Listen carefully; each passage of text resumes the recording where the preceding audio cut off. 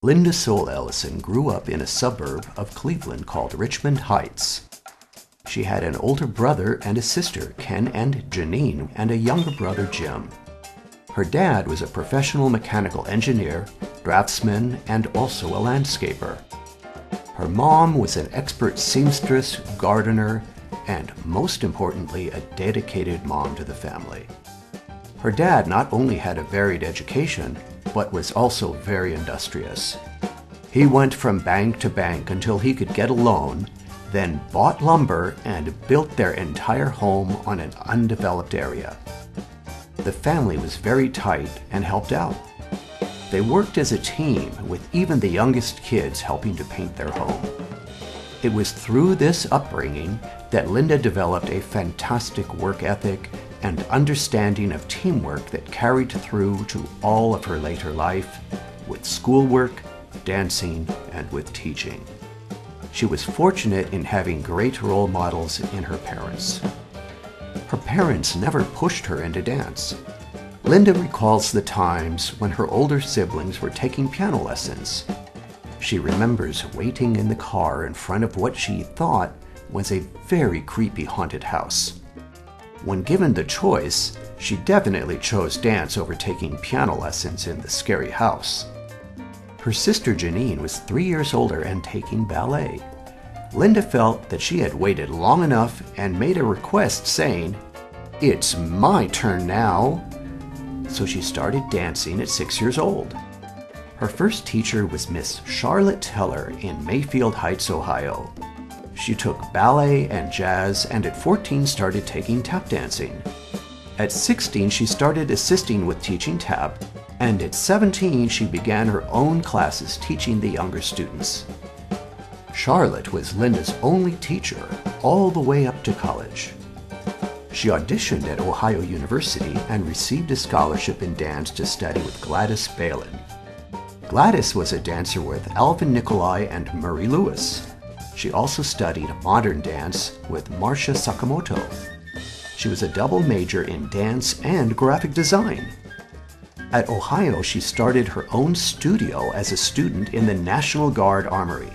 She taught tap, jazz, and ballet to help in working her way through college. She also taught non-majors classes at Ohio while attending. After graduation, she started an inter-arts group for dance, theater, music, and film for the university. Linda then received a full-ride scholarship to UCLA as a teaching assistant for her master's degree. She majored in dance, choreography, and performance.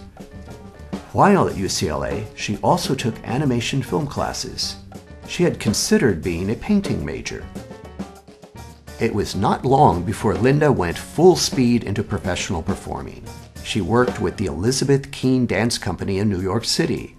She performed with Lynn Dolly from 1976 to 1979. She was able to study and perform with Foster Johnson and was a dancer in the Jazz Tap Ensemble. Linda started part-time at Orange Coast College in the fall of 1978. In February of 1980, a year and a half later, she joined as a full-time faculty member. While working at OCC, Linda began working alongside Tony Tack. Their first full company performance was in 1980 at the House in Santa Monica. Shortly thereafter, it became LTD Unlimited Dance Company. When Tony retired in 1984, Linda became the sole artistic director and changed the company name to Rhapsody in Taps. OCC has been fortunate to have a resident professional company working with the school since its inception. Although a tap dancer of the highest order, Linda has pushed her choreography to the extreme. She applied not only the diverse styles of her own training, but those of other countries. The crossover and the combination of styles were essentially creating new forms of dance. Her visions put serious technical and artistic demands on both her dancers and herself. Not only were they asked to do the intricate rhythms of tap, but to combine them with modern, ballet, jazz, and classic dances from around the world, many of which are based on upper body movements. With her very unusual Balinese work, Nusantara, the envisioned technique was akin to being a professional percussionist with the feet and playing a violin concert at the same time. There was no holding Linda back, and with her relentless and focused energy, she created an array of works without limits. She was raising the bar of what could be accomplished by tap dancers. In Laughing with Tears, she combined a set of Jewish dances and themes into an integrated theatrical work that retained all of the ethnic qualities. It may be the first completely successful dance of its type. It was pure dance, a stylized theatrical work that just happened to seamlessly incorporate virtuoso tap dancing. A hallmark of Linda's teaching and company work has been to always use live musicians. There is no end to the great musicians that have expressed pleasure to work with her.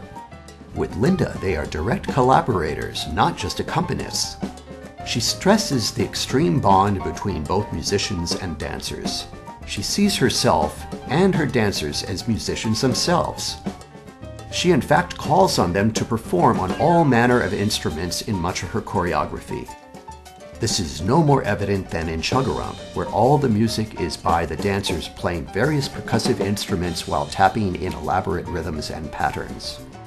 In Piru Bowl, Linda gave herself a personal challenge to perform with the extraordinary percussionists from India and their complex and intricate timing and rhythms. All of this innovation was well rooted with her training with tap masters of the past, including Foster Johnson, Eddie Brown, Honey Coles, and Buster Brown. Many of the past and present tap legends, such as Gregory Hines, saw Linda as a way to gift their talents and knowledge to the future. They recognized that all of her vast efforts were not for self-gratification, but for the dance itself, colleagues, and her students. One of Linda's goals has always been to transfer this forward thinking to her students and company members. Linda's husband, Monty Ellison, is an extraordinary percussionist and also a professional dancer. They met in 1998 when she needed a percussionist who owned and could play a wide range of African instruments. They have combined their talents on a multitude of innovative performance pieces. It is well known that her classes are not easy. In fact, a class from Linda could be the most academically and physically challenging a student could have for the semester. She truly wants them to improve and feel good about it. She does this teaching not only with class intensity, but also leads by direct example. She would not demand more of her young students than what she does of herself. Despite the demands of teaching, when there is some free time, she can be found taking the long drive to Los Angeles to take professional-level ballet classes to keep her entire body in shape and aligned. During her continuous 37-year career at OCC, Linda has taught well over 9,000 students. She has been integral in expanding the program and setting a standard in the high quality of dance teachers. Her dedicated efforts in the classroom have helped many of her students become professional dancers. Other students have described her classes as life-changing. Linda Sohl-Ellison has been able to accomplish the rare feat of seamlessly combining a lifetime of teaching and that of a professional performer. Her influence will be felt for many years as she has carved out a permanent place in the history of Orange Coast College.